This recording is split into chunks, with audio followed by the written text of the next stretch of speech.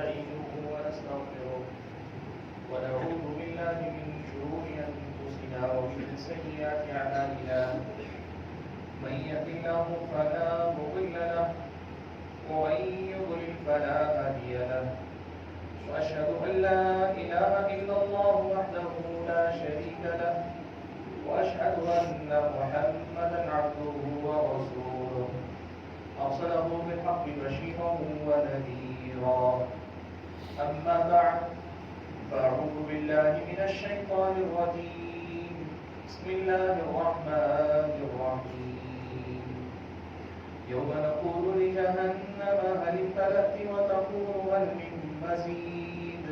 وأزلفت الجنة للمتقين غير بعيد هذا ما توعدون لكل أواب حفيظ من خشي الرحمن بالغيب وجاء بقلب منيب ادخلوها بسلام ذلك يوم الخلود لهم ما يشاءون فيها ولدينا مزيد وكم أهلكنا قبلهم من قرن هم أشد منهم بطشا فنقبوا في البلاد هل من محيص إن في ذلك لذكرى لمن كان له قلب أو ألقى السمع وهو شهيد ولقد خلقنا السماوات والأرض وما بينهما في 6 أيام وما مسنا من لغوب فاصبر على ما يقولون وسبح بحمد ربك قبل طلوع الشمس وقبل الغروب ومن الليل فسبحه وأدبار السجود واستمع يوم ينادي المناد من مكان قريب يوم يسمعون الصيحة بالحق ذلك يوم الخروج إنا نحن نحيي ونميت وإلينا المصير يوم تشقق الأرض عنهم سراعا ذلك حشر علينا يسير نحن أعلم بما يقولون وما أنت عليهم بجبار فذكر بالقرآن من يخاف الوعيد وقال تبارك وتعالى أيضا والسابقون الأولون من المهاجرين والأنصار والذين اتبعوهم بإحسان رضي الله عنهم ورضوا عنه وأعد لهم جنات تجري تحتها الأنهار خالدين فيها أبدا ذلك الفوز العظيم. بزرگان محترم، ملت اسلامیہ کے نوجوانوں اور پردہ نشین خواتین اسلام، تمام تعریفیں اور ہر طرح کی حمد و ثنا، ہر طرح کی بڑائی اور ہر قسم کی بزرگی اور میری اور آپ سبھی حضرات اور خواتین کی ہر ایک عبادت، ہماری ہر ایک ریاضت اور ہماری ہر وقت کی بندگی صرف اور صرف اس رب ذوالجلال کا حق ہے جو ہم سب کا تنہا خالق ہے، تنہا مالک ہے اور ہم سب کا تنہا معبود برحق بھی ہے۔ درود و سلام ہو نبی آخر الزمان پیارے نبی محمد صلی اللہ علیہ وسلم کی ذات گرامی پر، جنہیں اللہ تبارک و تعالیٰ نے نبوت کے سلسلے کی آخری کڑی بنا کر ہماری اور آپ کے لیے، ہماری اور آپ کی رہنمائی کے لیے اور قیامت تک آنے والے سبھی انسانوں کی رہبری کے لیے اپنا آخری نبی و رسول بنا کر بھیجا، جنہوں نے ہم اور آپ کو ہماری حقیقت سمجھائی، اس دنیا کی حقیقت بتلائی، ہماری اور آپ کی زندگی کے مقصد سے واقف کروایا، اس مقصد کو حاصل کرنے کی راہ دکھلائی، خود عمل کر کے عملی نمونہ پیش فرمایا اور رہتی دنیا تک کے لیے اللہ تبارک و تعالیٰ کی طرف سے بہترین اسوہ بن کر امت پر حجت پوری کر دی اور ہمارے اور آپ کے سامنے اللہ تعالیٰ کے دین کو پہنچا دیا ہے۔ حاضرین جمعہ، ہم اور آپ صحابہ کرام رضوان اللہ تعالی اجمعین کی زندگیاں، ان کی زندگی کے حالات، ان کے صبح و شام، ان کی عبادتیں، ان کے معاملات کی صفائی، ان کی طبیعتوں کی صفائی، ان کے مابین لوگوں کے لیے خیر خواہی، اس حوالے سے بہت ساری باتیں خطبات کے اندر سنتے ہیں۔ تقریر اور بیان میں ہمارے سامنے صحابہ کی بڑی مثالیں آتی ہیں۔ جو پڑھنے لکھنے والے وہ کتابوں میں پڑھ کر دیکھتے ہیں تو یقیناً ہم رشک بھری نظروں سے صحابہ کو دیکھتے ہیں کہ اللہ کے کیسے یہ بندے تھے کہ دین کا کون سا مسئلہ آپ لیں، ہر مسئلے میں وہ اپنی مثال آپ تھے کہ ان جیسا دوسرا کوئی ہمیں بعد میں نہیں ملتا ہے۔ صحابہ کی سیرتیں اگر ہم اور آپ پڑھیں تو ان کی سیرت ہمیں بتاتی ہے کہ اسلام جو قرآن و سنت میں ہے وہی اسلام ان کی زندگیوں میں تھا۔ جو چیز پڑھی جاتی ہے، جو چیز سنائی جاتی ہے، وہ چیز دکھائی بھی دیتی تھی۔ جب ہم اور آپ صحابہ کے معاشرے کو دیکھیں، آپ ایمان کی بات کریں،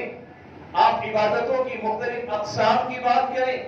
آپ اللہ تعالیٰ کے راہ میں خرچ کرنے کی بات کریں، آپ گناہوں سے توبہ کے جذبے کی بات کریں، برائیوں سے بچنے کا معاملہ ہو،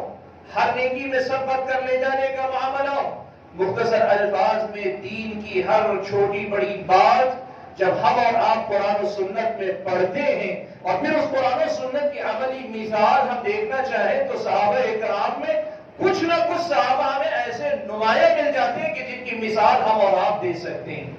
یہ بات ہم اور آپ جو دین پڑھتے ہیں، پڑھاتے ہیں، سنتے ہیں، سناتے ہیں، خطبہ جمعہ میں دیکھتے ہیں، بڑی اچھی طرح سے جانتے ہیں کہ جو دین اللہ کے نبی لے کر آئے تھے اس دین کی عملی تصویر یہ صحابہ کرام تھے۔ ان کی خلوتیں تنہائیاں ہوں، ان کی جلوتیں محفلیں ہوں، ان کے اپنے ذاتی معاملات ہوں یا ان کے اپنے خاندان قبیلے کی باتیں ہوں، ان کا سماج اور معاشرے کے اندر چال چلن ہو، ان کے اپنے بازار کے معاملات ہوں، ان کے اپنے دوستوں سے دوستی نبھانے کا سلیقہ ہو یا اپنے دشمنوں کے ساتھ دشمنی کے تقاضوں کو پورا کرنے کا معاملہ ہو، آپ جس حیثیت سے دیکھیے قرآن و سنت کی تعلیمات آپ کو عملی شکل میں صحابہ کی سیرتوں میں نظر آئے گی۔ حاضرین گرامی، ایک طرف صحابہ کرام رضوان اللہ تعالی اجمعین کی زندگیوں کی یہ روشن مثال ہے اور دوسری طرف ہم آتے ہیں ہمارے اپنے ماحول، ہمارے اپنے معاشرے کی طرف، میری اور آپ کی زندگی کی طرف ہم آتے ہیں، ہماری اور آپ کی صبح و شام دیکھتے ہیں، ہمارے ایمان کی بات ہو، ہماری عبادتوں کی کیفیت ہو، ہمارے اور آپ کے معاملات کی بات ہو، ہمارے اور آپ کے خاندان قبیلے رشتے ناتوں میں معاملہ کرنے کے ہمارے طریقے ہو یا ہمارے اور آپ کا ذاتی اخلاق ہو، ہمارے عادت و اطوار ہو، ہم زندگی کے ہر مسئلے میں دیکھیں یوں لگتا ہے کہ قرآن کچھ ہے، ہم کچھ ہیں، نبی کی سنت کچھ ہے، ہم کچھ ہیں، اور آج ہم یہ کہنے پہ مجبور ہیں، غیر مسلموں سے بھی ہم یہ کہتے ہیں اسلام دیکھنا ہے تو مسلمان کو نہ دیکھو، قرآن و سنت کو دیکھا کرو۔ یہ جو فرق ہمیں نظر آتا ہے کہ ایک طرف جو قرآن میں لکھا تھا وہ صحابہ کی سیرتوں میں تھا، جو نبی کی زبان سے حدیث رسول کی شکل میں بیان ہوتا تھا وہ ان کی صبح و شام میں تھا، اور آج ہم مسلمان ہیں، اسی قرآن کے نام لیوا ہے، اسی کے پڑھنے والے، اسی نبی کی نسبت رکھنے والے، ہماری زندگیوں میں وہ کمال نظر نہیں آتا ہے۔ اس فرق کو سب سے پہلے ہم اور آپ کو دیکھنا چاہیے کہ یہ فرق ہمارے اور آپ کے درمیان بہت بڑا فرق ہے۔ بھائیو، ایک بات یاد رکھو، یہ بات سچ ہے کہ صحابہ جیسا کوئی نہیں ہو سکتا۔ یہ بات برحق ہے کہ ہم زور لگا بھی لیں گے تو شاید صحابہ جیسے نہیں بن پائیں گے،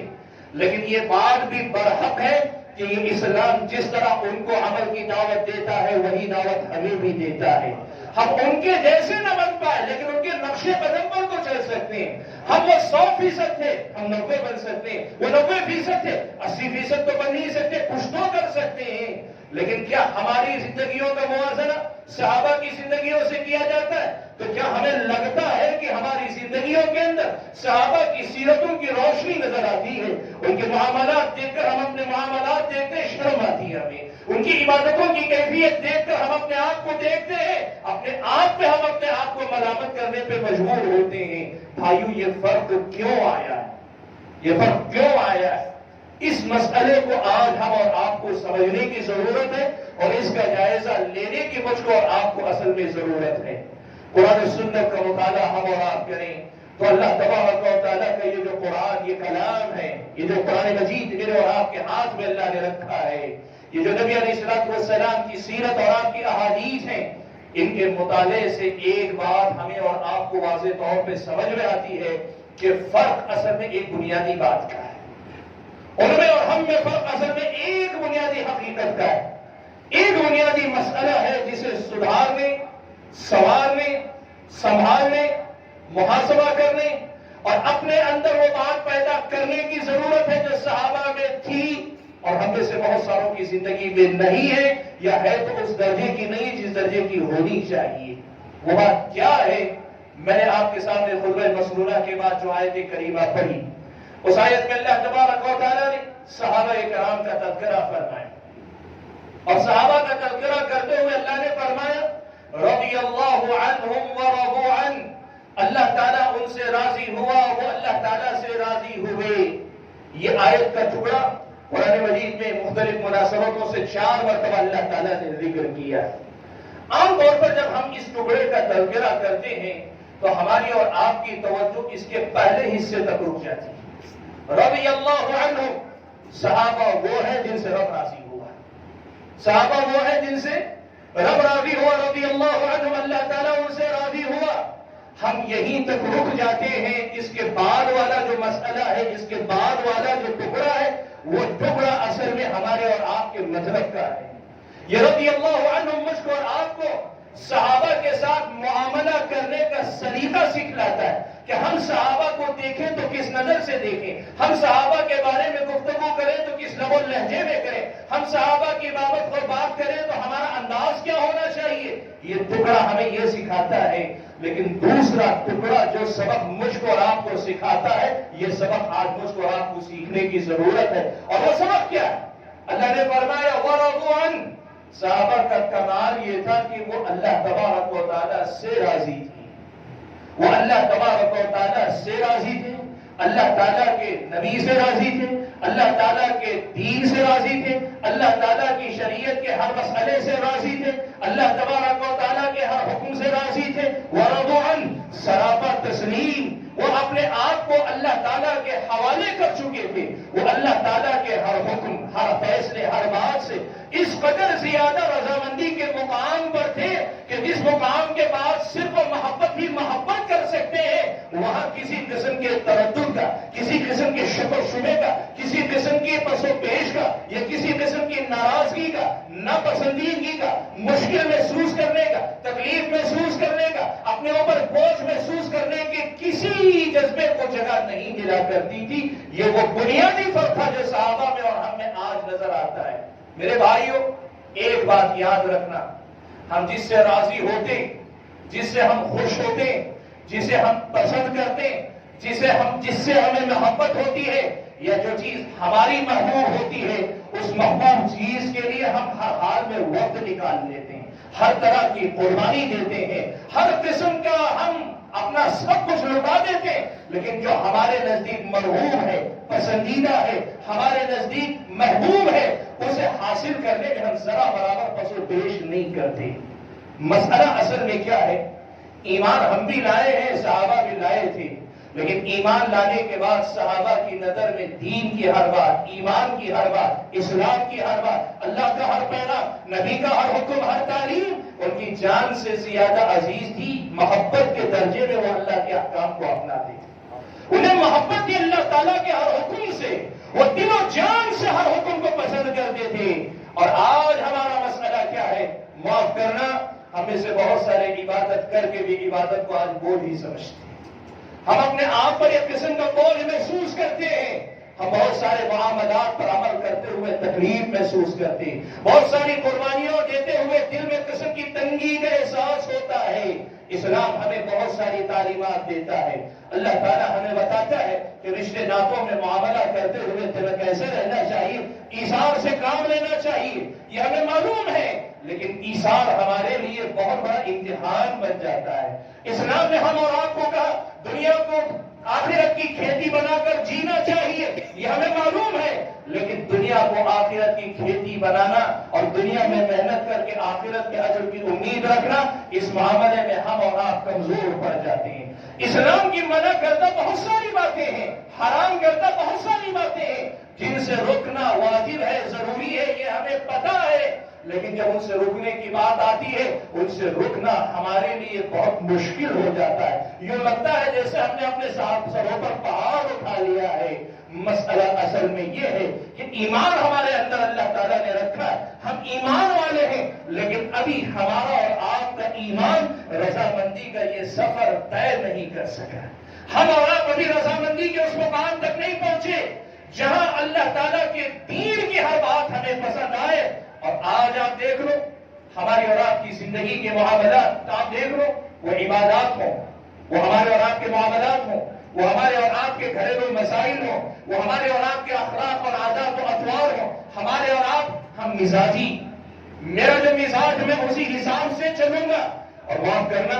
دین پر بھی میں اسے ہی عمل کروں گا جیسے میرا مزاج ہوگا۔ میں سلیکٹو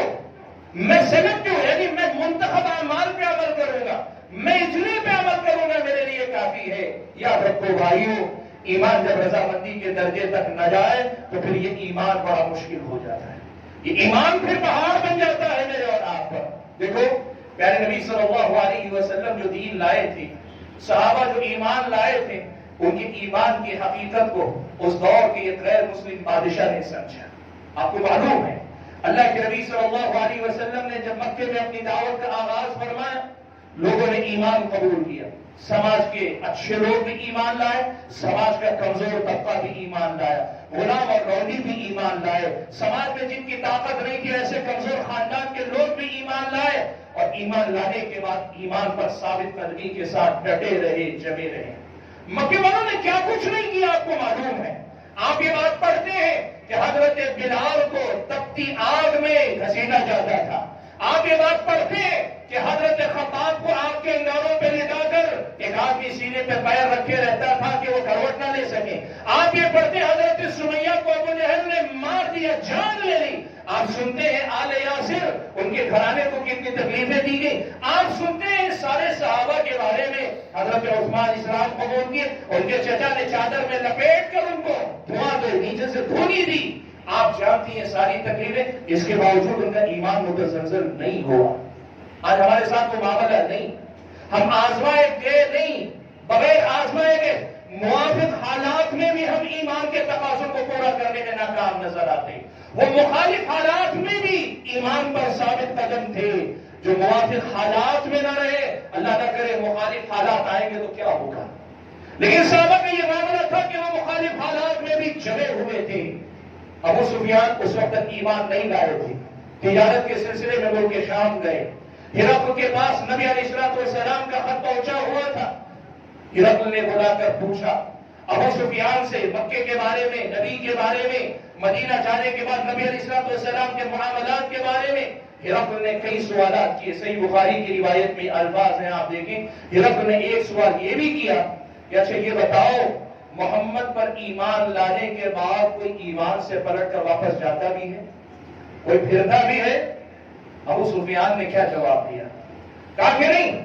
آج تک ایسا نہیں ہوا کہ کسی نے ایمان لانے کے بعد محمد کو چھوڑ دیا ہو، واپس اپنے آبا و اجداد کے دین کی طرف آیا ہو، آج تک ایسا نہیں ہوا۔ تو ہرقل نے کیا کہا؟ بھائیو وہ ہرقل کے جملے تھے، وہ ایک غیر مسلم بادشاہ تھا لیکن تھا شہادیدہ آدمی، تھا تجربہ کار آدمی، تھا پڑھا لکھا آدمی، انبیاء کی سیرتوں سے، انبیاء کے حالات سے واقفیت رکھتا تھا۔ اس نے ایک بات بڑے پتے کی کہی، کہا وَقَدَ الْإِيمَانِ إِذَا خَالَطَتْ بَشَاشَتُهُ الْقُلُوبِ، کہا کہ دیکھو یہ جو تم کہتے ہو کہ ایمان لانے کے بعد کوئی پلٹتا نہیں، کوئی کمزور پڑتا نہیں، کوئی واپس آتا نہیں، اس کے پیچھے راز یہ ہے کہ ان کا ایمان ان کے دلوں کی گہرائیوں میں اترا ہوا ہے. جب دلوں کی گہرائی میں کوئی چیز اتر جاتی ہے تو پھر وہاں سے کسی کا پلٹنا مشکل ہو جاتا ہے. میرے بھائیوں، آج اصل میں یہی میرا اور آپ کا معاملہ ہے. ہم میں سے بہت سارے لوگوں نے ایمان اقرار کیا، ایمان لائے ہیں، لیکن دل میں اس کی جڑیں جتنی مضبوط اترنی چاہیے اتنی مضبوطی کے ساتھ ہم نے ایمان کی جڑوں کو نہیں بٹھایا. ہمارا اور آپ کا ایمان اپنی جڑیں بہت زیادہ گہرائی تک نہیں اتار سکا. نتیجہ کیا ہے؟ نتیجہ یہ ہے کہ جس طرح کمزور جڑوں والا درخت تیز و تند ہوائیں نہیں ہلکی ہواؤں سے بھی اکھڑ جاتا ہے، ایسا ہی معاملہ میرا اور آپ کا بھی ہے کہ دین و ایمان کا یہ جو درخت ہم نے اپنے دلوں کے اندر لگایا ہے اتنی مضبوطی سے نہیں لگایا کہ یہ حالات کا مقابلہ کرے، حالات کے طوفان کا، سخت ہواؤں کا مقابلہ کر سکے. نتیجہ یہ ہوتا ہے کبھی دنیا سے ہار جاتے ہیں، کبھی نفس سے ہار جاتے ہیں، کبھی ہم اور آپ مختلف قسم کے لالچ سے ہار جاتے ہیں، کبھی الگ الگ قسم کے خوف سے ہار جاتے ہیں. ایمان کو اس مقام پہ ابھی تک ہم نے نہیں پہنچایا جہاں اس کی جڑیں اتنی گہری اتر جائے کہ بڑے سے بڑے طوفان میں بھی میرے اور آپ کے ایمان کا یہ درخت ہرگز حرکت نہ کرے، ثابت قدمی سے جمع رہے اور ایسا ایمان اپنے دل کے اندر ہو کہ یہ درخت ہر موسم میں پھل دینے والا بن جائے. ایسے ایمان، ایسے یقین کی ضرورت ہے. اور ایسا یقین کب پیدا ہوگا؟ جب آدمی اللہ تبارک و تعالیٰ کے ہر حکم سے راضی ہو جائے. ایمان رضامندی کے درجے میں جانا چاہیے. ہمیں اپنے آپ سے پوچھنا چاہیے کہ واقعتاً ہم راضی ہیں؟ کیا واقعتاً ہم اور آپ راضی ہیں اللہ تعالیٰ سے، نبی سے، دین سے؟ کیا واقعتاً ہم راضی ہیں؟ ہمارا تعلق اللہ سے، اللہ کے نبی سے، اللہ کے دین سے رضامندی کا تعلق ہے کہ نہیں ہے؟ یہ محاسبہ مجھ کو اور آپ کو کرنا چاہیے. دیکھیے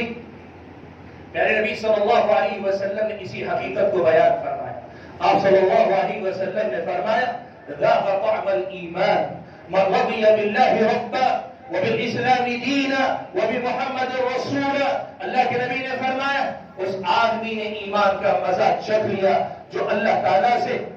رب کی حیثیت سے راضی ہوا،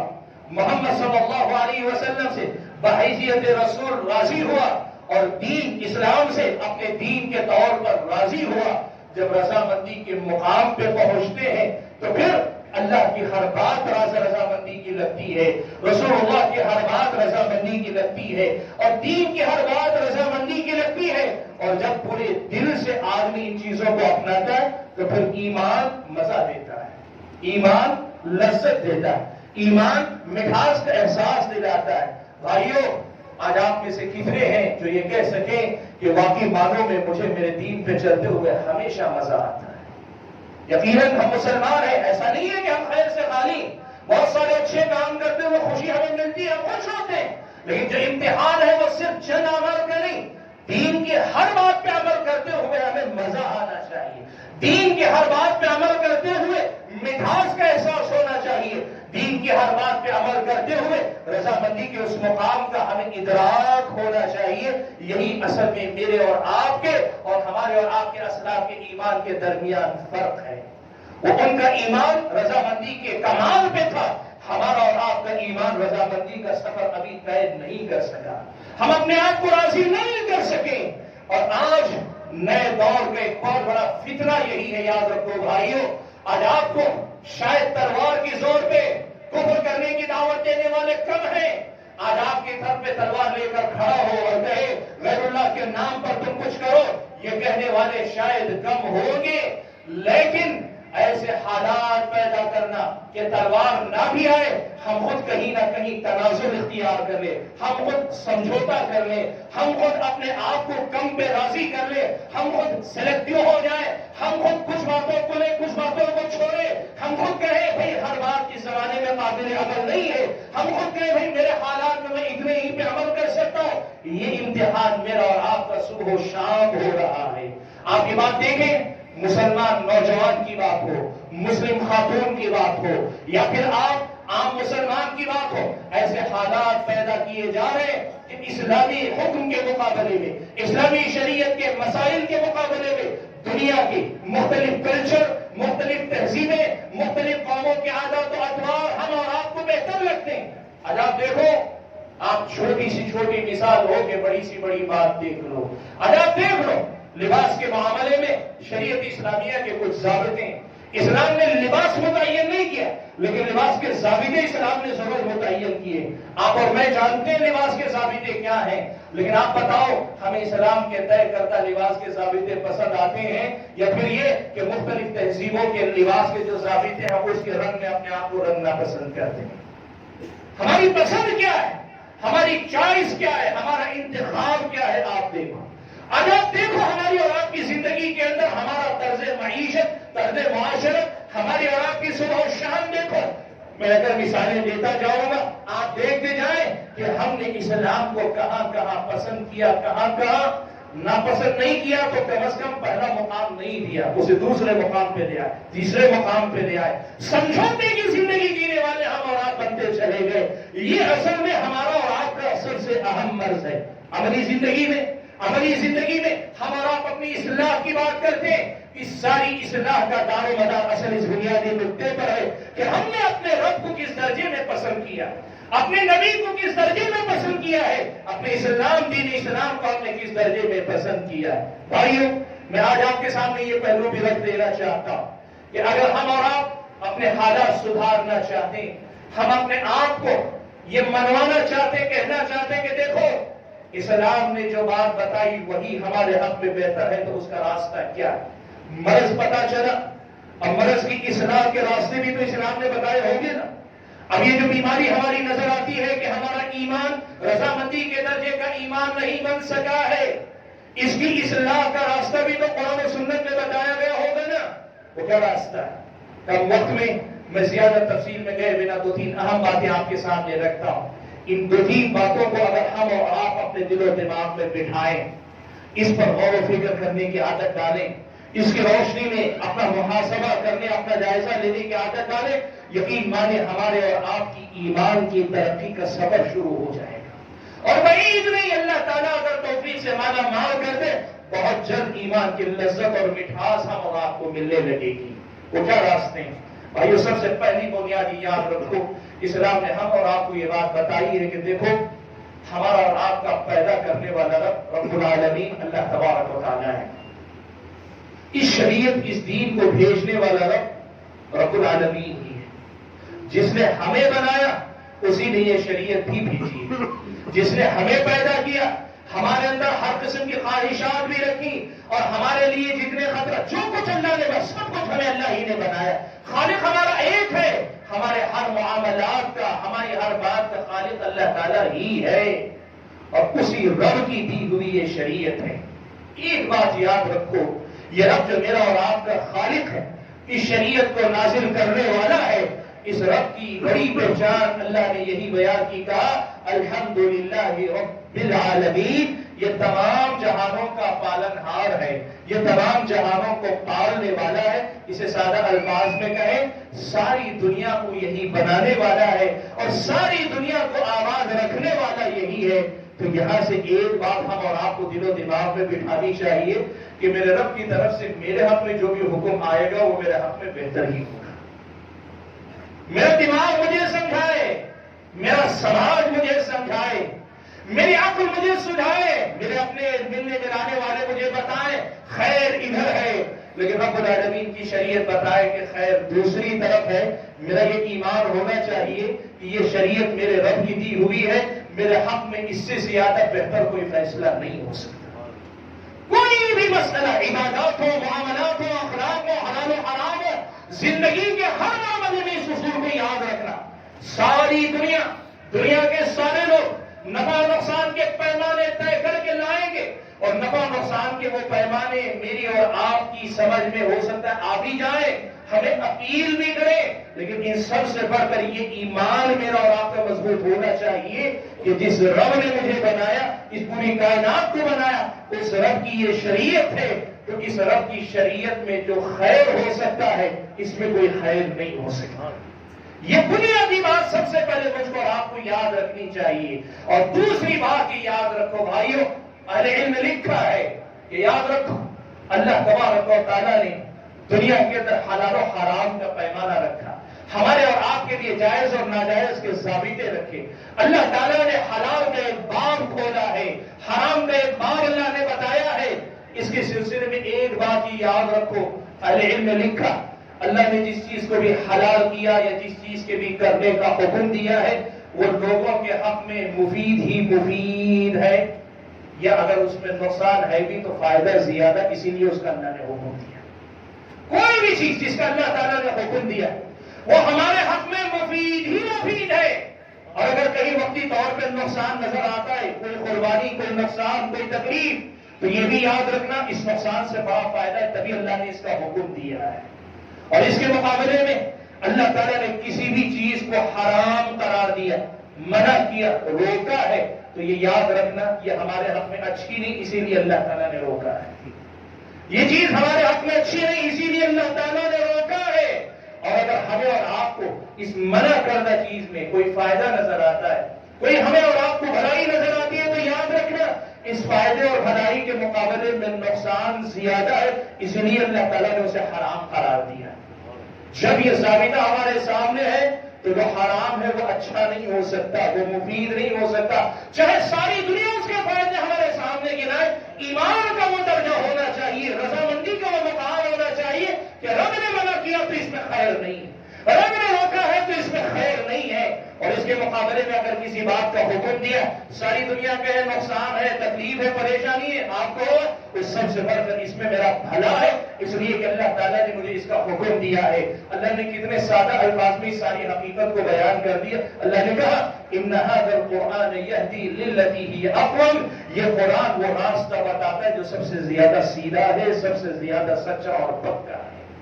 ان هذا القرآن يهدي للتي هي اقوم، اس لیے بھائیو یہ بات یاد رکھو، حلال و حرام کے یہ جو پیمانے ہیں، ایک طرف یہ اللہ کی بندگی ہے، اور اس سے بڑھ کر سمجھنے کی بات یہ ہے کہ میرے اور آپ کے لیے نفع و نقصان کا یہ پیمانہ ہے۔ نفع و نقصان کا پیمانہ دنیا کے اعتبار سے نہیں، کوانٹٹی کتنی ہے،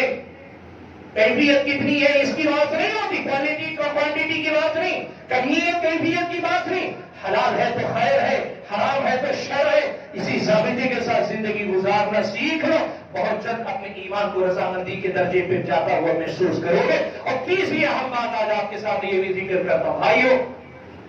اس راہ میں جو چیز رکاوٹ بنتی ہے ہماری اور آپ کی نظر ہے اور ہم جیسے لوگوں کے نظریات ہیں۔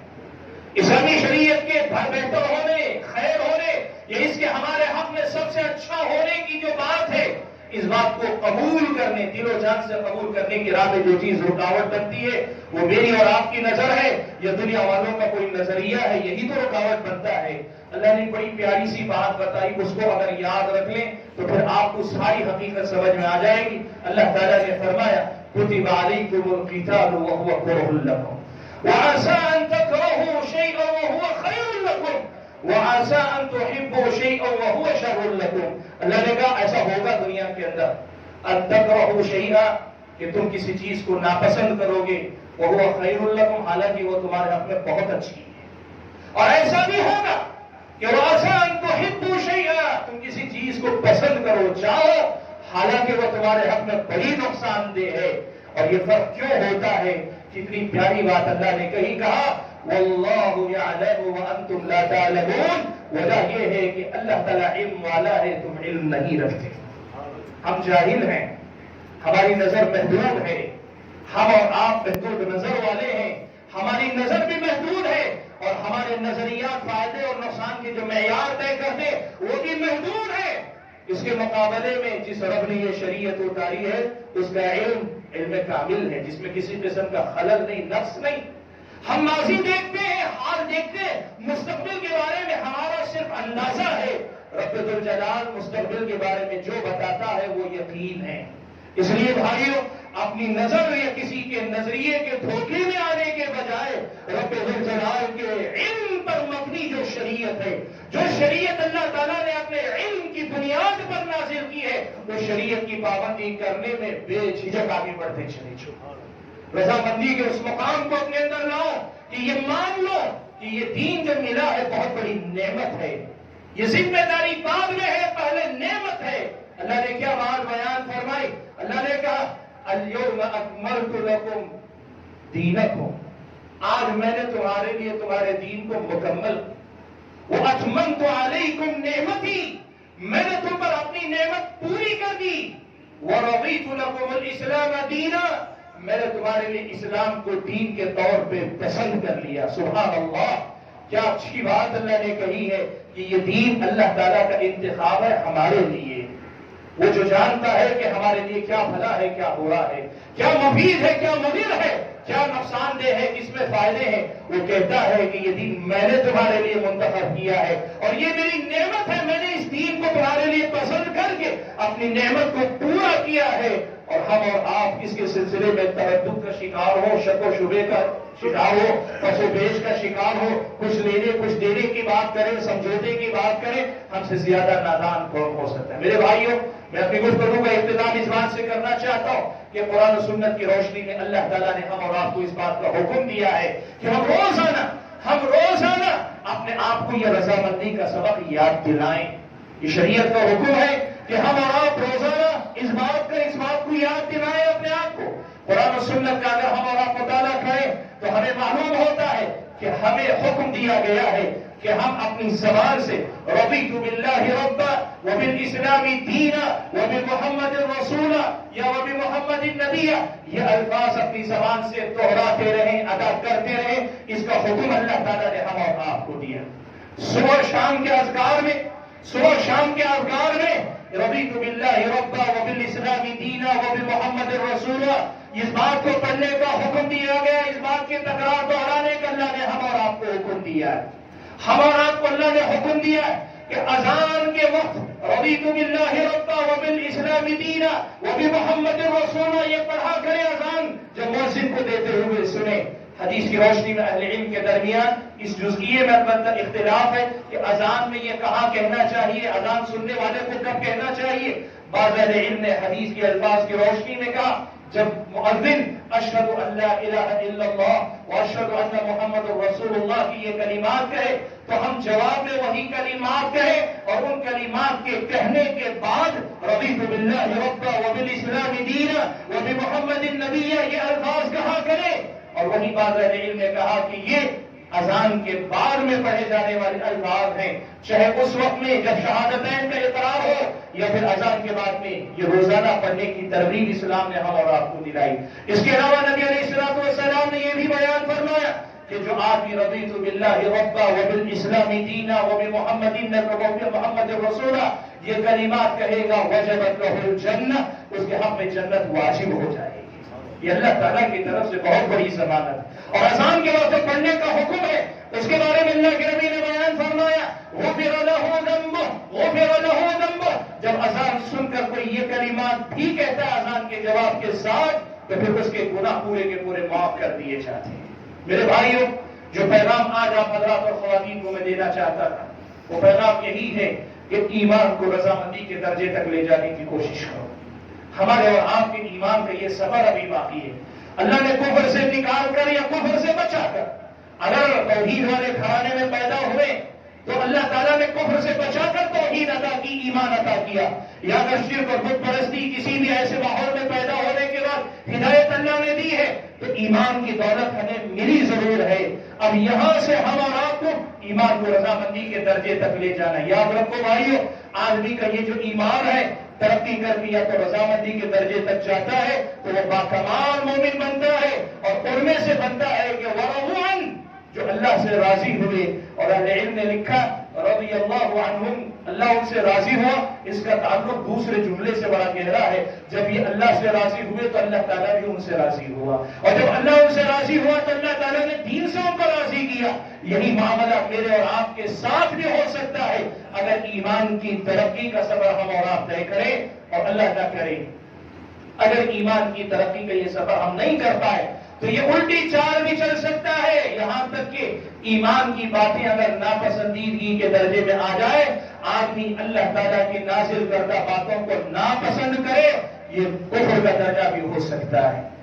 اللہ تعالیٰ نے فرمایا ذَلِكَ بِأَنَّهُمْ كَرِهُوا مَا أَنزَلَ اللَّهُ، مسئلہ یہ تھا ان کافروں کے ساتھ کہ ان لوگوں نے اللہ کی نازل کردہ بات کو ناپسند کیا، فَأَحْبَطَ أَعْمَالَهُمْ، تو اللہ تعالیٰ نے ان اعمال کو برباد کر دیا، یہ کفر کا درجہ بھی ہو سکتا ہے۔ اس لیے بھائیو اپنے ایمان کو کراہت اور رضامندی کی یہ جو دو درجے ہیں، ان دونوں کے درمیان ڈولتا ہوا نہ چھوڑ کر کوشش کرو کہ اس ایمان کی رضامندی کے درجے تک لے جاؤ۔ غفلت نہ برتو کہ اگر یہ ناپسندیدگی کے درجے میں چلا گیا تو کہیں ایسا نہ ہو کہ دل و ایمان کی دولت ہم سے لٹ جائے۔ حاضرین گرامی، یہ پیغام مجھے دینا تھا اور یہی پیغام تھا کہ ہم اور آپ اپنے ایمان کی ترقی کی فکر کریں، اسے سدھاریں، اسے سنواریں، اور سنوارنے کے لیے اسلام نے جو اسباب اور راستے بیان کیے اور کو اپنانے کی کوشش کریں۔ میں اپنی گفتگو کو ختم کرتے ہوئے اللہ سے دعا کرتا ہوں کہ اللہ تعالیٰ مجھ کو اور آپ کو ایمان کی مٹھاس نصیب فرمائے، ایمان کی رضامندی کا درجہ ہم اور آپ کو نصیب فرمائے، ہم اور آپ کی ایمان میں ترقی کا اللہ تعالیٰ راستہ ہموار فرمائے۔ اللہ تعالیٰ جب تک دنیا میں رکھے ایمان اور اسلام پر قائم رکھے، اور جب اپنے پاس بلائے تو ایمان کی حالت میں بلائے۔ آمین وآخر دعوانا ان الحمد للہ رب العالمین۔